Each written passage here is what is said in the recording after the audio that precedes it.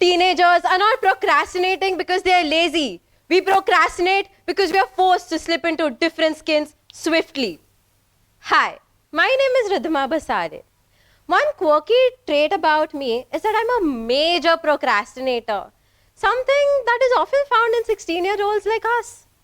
Procrastination is the action of delaying or postponing something. But part of the reason why I'm a procrastinator is because I'm now a byproduct of the gifted child burnout who's in the stage of grieving her old self. Now, when we talk about procrastination, there are two types. Passive procrastinators are those who do not intend to procrastinate, but often end up delaying their tasks because of their inability to make a decision quickly and to thereby act upon them. Active procrastination, on the other hand, are different than passive procrastinators described in the traditional sense.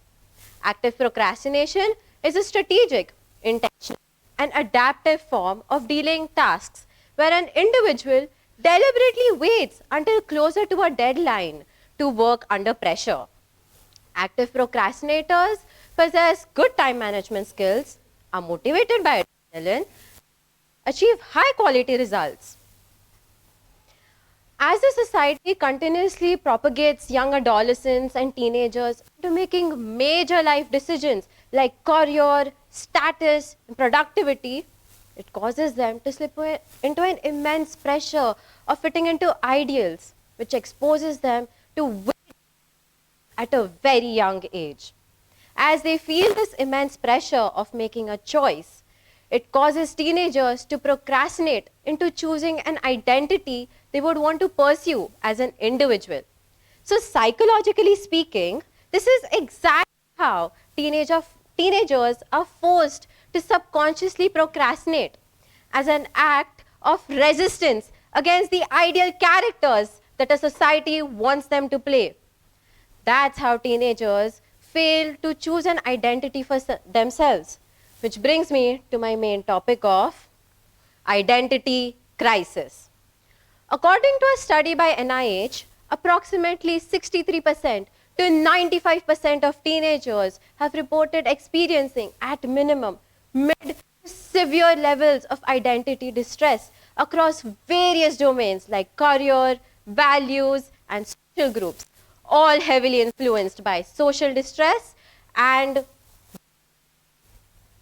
coming back to the point where I spoke about grieving my old self. Originally, I was someone who was extremely punctual when it came to completing tasks and assignments on time. Moving forward, the growing expectations of finishing everything perfectly and on time started getting to me. The growing demands of all of the adults around me pushed me into rebellion and hence became the origin of my procrastination. Unfortunately, this rebellion also made me a passive procrastinator. Now, the plethora of options has caused every teenager to try to bloom in every aspect of life as much as possible, even to the idea of perfectionism. Once teenagers adapt to the perfectionist mindset, it can make even the idea of failing dreadful for teenagers. The idea of not failing coerces teenagers into making the wrong choice, choosing the wrong path, and adapting to the wrong identity. Once a teenager adapts to the perfectionism, they can start delving into narcissistic and egoistic complexes, which makes it even harder for them to accept reality. In order to safeguard their frail ego, narcissists often engage in narcissistic procrastination, a cycle where they put off responsibilities and avoid the entire idea of being imperfect or failing. Along with society, technology also plays a major role in broadening our choices. As social media encourages toxic comparison, control perfectionism, and validation seeking behavior that is inconsistent with real life experiences and contributes to the concept of identity distress. These themes often make us avoid the entire confrontation of the anxiety for not living up to the societal standards. So, what brought such extreme exploration between teenagers in the society? A main catalyst was the COVID-19. As teenagers were quarantined in their homes, their digital interactions skyrocketed. This phase was crucial to the formation of their identities. Due to this, they became heavily dependent on social media for all forms of emotional support. As a result, teenagers consumed way too much content, which caused them to mature faster than usual. As a result, teenagers became vulnerable to negative exposure, assuming labels that are probably not the best descriptions of themselves. In general, teenagers have grown further apart from their innate reality than ever.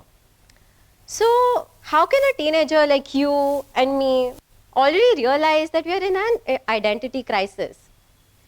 Imitating the personalities of people you see around you or on social media, exploring topics that you've never had interest in before, the anxiety of not being able to complete simple daily tasks. And let's not forget the irritability of doing the daily chores that our parents tell us to, and then met with the instant guilt for not fulfilling them. If you relate to any of the situations that I just described, then you, my friend, are already in an identity crisis. To ensure that you do not spiral further into an identity crisis, start by introspecting. Reflect on 5 principles that you would describe yourself best as. For instance, happiness, resilience, acceptance, inner happiness, and growth. Then, set a limit to the amount of exploration that you do in a week. Maybe explore only 4 things that you like. These could be like hobbies, interests, subjects, and even career options. Then, challenge yourself with only 3 minutes of overthinking in an entire day. So, out of your entire busy schedule, manage to take out only 3 minutes, and then for a specific time. So, we can say 8 p.m. every day. And then force your brain to tune out every other negative thought until it's 8 p.m. again. Choose to do 2 assignments which are challenging, and it's okay if you fail at it.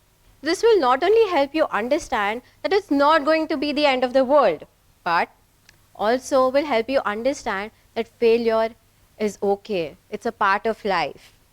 Lastly, choose to do 1 assignment with the active procrastination mindset. This will not only help you understand if you work well under pressure, but also will help you realize how you can work efficiently with time.